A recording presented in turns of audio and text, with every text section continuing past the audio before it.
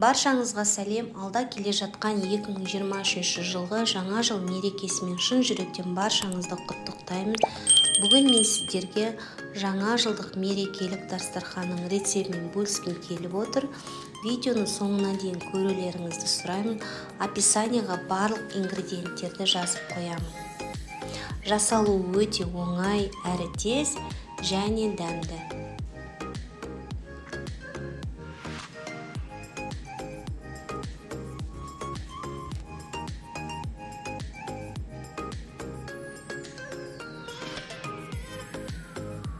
Біз бүгін мынандай баунти шоколадын дайындаймыз. Жасалу оңай әрі тез, және де балалардың сүйсініп жейтін тағамы пицца. Оның формасы шырша секілді, және өте пайдалы салат, брокколи салаты. Онан кейін шашлык шампиньон саңырау құлағынан және тауықтардың қанатынан жасалған және жұмсақ пирог. Ал енді бізге кокос түйіршіктері қажет. Ыдысымызға салып, сгущенка апетіне саламыз. Ванилинімізді ұмытпаймыз. Осылайша біркелкі етіп араластырамыз. Кокос түйіршіктері сгущенканы өзіне сіңіріп алу қажет.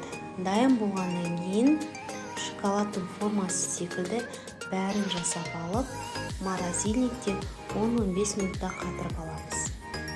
Ол қатып дайын болғанша кәдімгі қара шоколадымызды алып, ыдысымызға салып ертіп аламыз.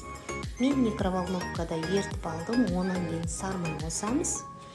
Осылайша енді кокостан жасалған шоколадымызды осындай қара шоколадқа салып алып, қатырып дайындап аламыз. Неге дайын болды.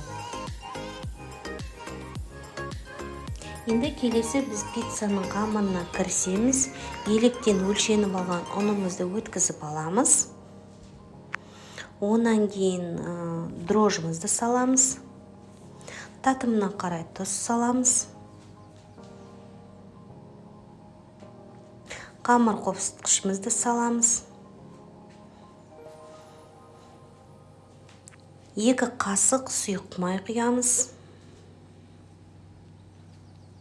Қамырымызды жылы суға илеп, қамырдың басын біріктіріп, осылай көтерілгенше қойып қоямыз, бетін жауып.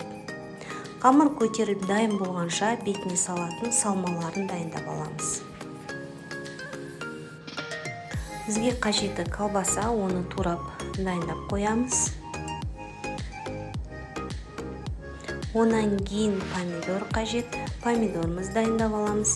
Енді қамырдың бетіне жағатын майонез бен кетчупты араластырып дайындап қоямыз. Онан кейін үткіштен өткізіп сырымызды дайындап қоямыз. Ол дайын болғанша енді қамырымыз ашып, көтеріліп дайын болды. Жазып, формаға салып, біз енді шыршаның формасын келтіріп, қамырымызды дайындап аламыз. Оның бетіне жаңа майонез бен кетчупымызды жағып, сырымызды бетіне саламыз. Туралы тұрған колбасамызды саламыз. Көбірек салсаңыздар өте дәмді болады.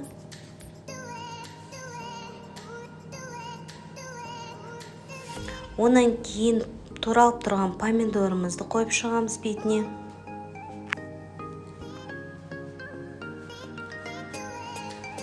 Тағы да сыр салып, тағы да сырымызды салып, қызып тұрған духовкаға 180 градусқа 35-40 минутта пісіріп аламыз. Неге пиццамыз дайын болды.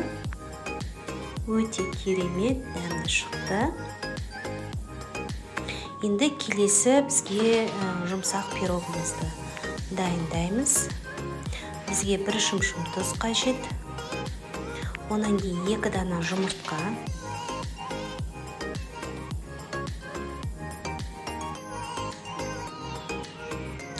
Керек мөлшерде қант.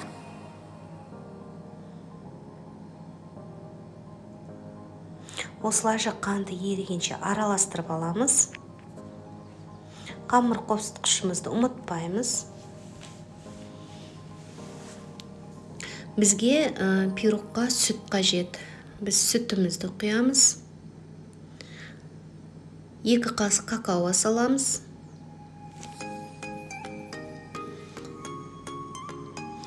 Сұйық майымызды құямыз. Бәрін біркелкі етіп араластырып аламыз.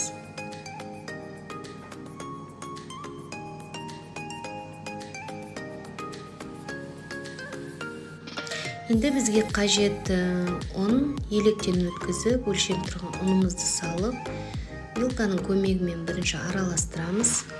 Онан кейін миксермен біркелкі етіп, түйіршіктері ерігенше миксермен араластырып, осындай сұйықтау қамырды дайындап алып, дайын қамырымызды формаға саламыз.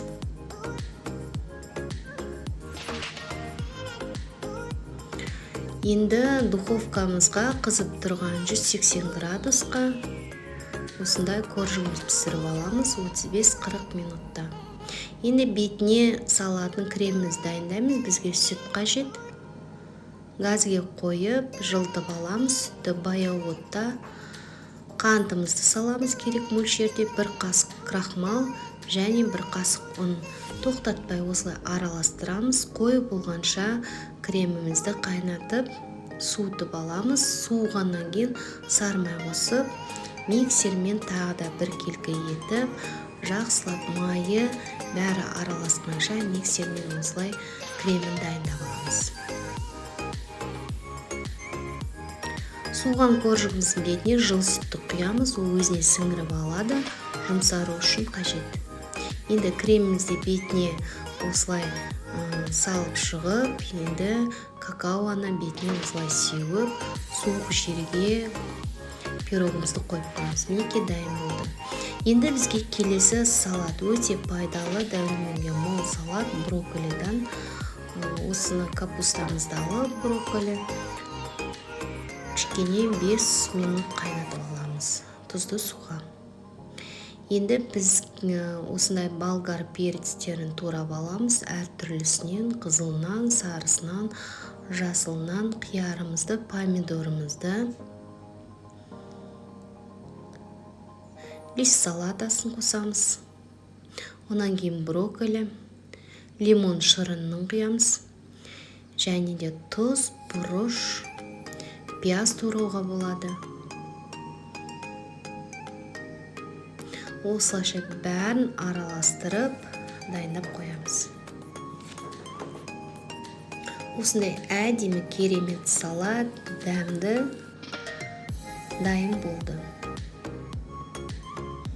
Өте әдемі салат, дастарханның көркі. Енді келесі бізге қажетті шампиньон саңырауқұлағы алып маринаттаймыз. Майонез, тұз және цинкас соусыменен. Онан кейін құс қанаттарын паприка, тұз, майонезбен араластырып, маринаттап, қызып тұрған духовкаға пісіріп аламыз.